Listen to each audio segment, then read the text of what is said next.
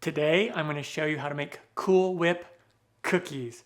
Super easy to do. Let's get started.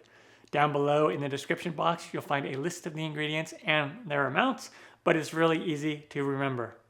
All right, we're going to begin with a medium bowl here, and I have one large egg. Put that in there. Break that yolk and just give that a little mix. Okay, and then I have Cool Whip. This is just a standard 8-ounce or 226-gram container of Cool Whip. And you don't have to use this brand name of Cool Whip. You can use any of the whipped topping variety. And this is very soft, so it's been sitting out.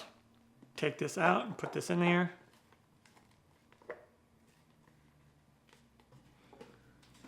I'm just gonna push this down and mix it with this egg.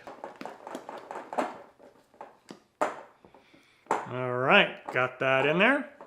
And now we use a cake mix. You can use any standard box cake mix. I'm using this Devil Foods cake mix by Pillsbury, and this is a 15¼ ounce container or 432 gram. It's just a standard 2-layer or 13 by 9-inch cake.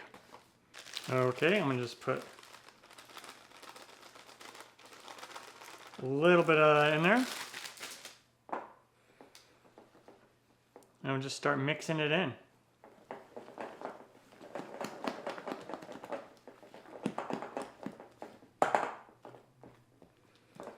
And you can certainly use a hand mixer or stand mixer for this as well.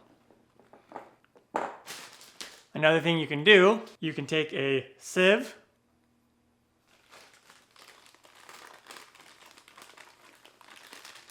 like this. This way, if there's any clumps that happen to be in the cake mix, you can kind of get those out a little bit easier. We'll mix this in.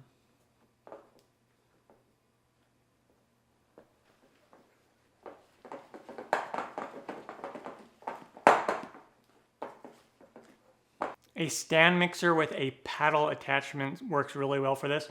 It does get a little bit difficult to stir by hand because it gets really thick, but definitely doable by hand like I'm showing you.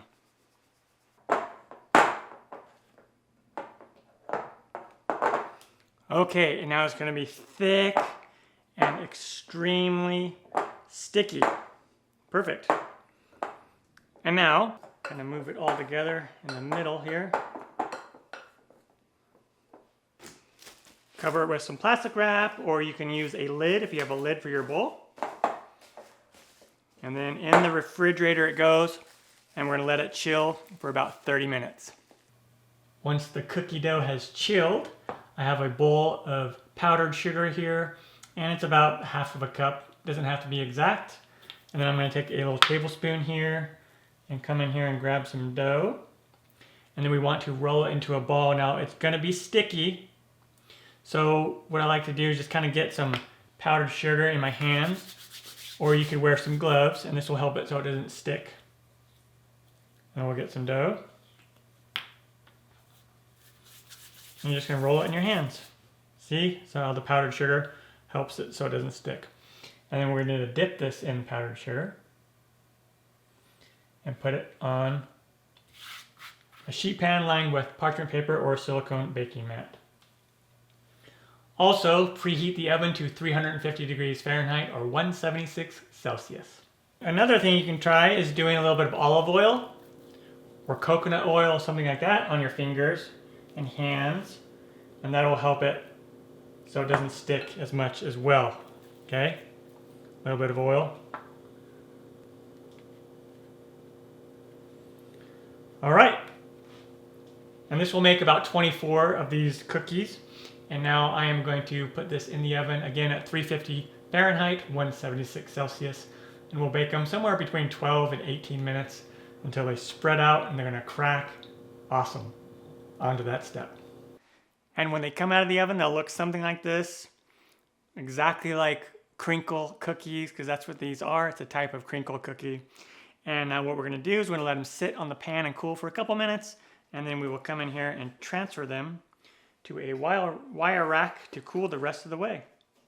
All right, The Cool Whip cookies are done. Turned out fantastic. Super easy to do. If I can do it, you can do it. I'm Matt Taylor. This has been another episode of In the Kitchen with Matt. Thank you for joining me.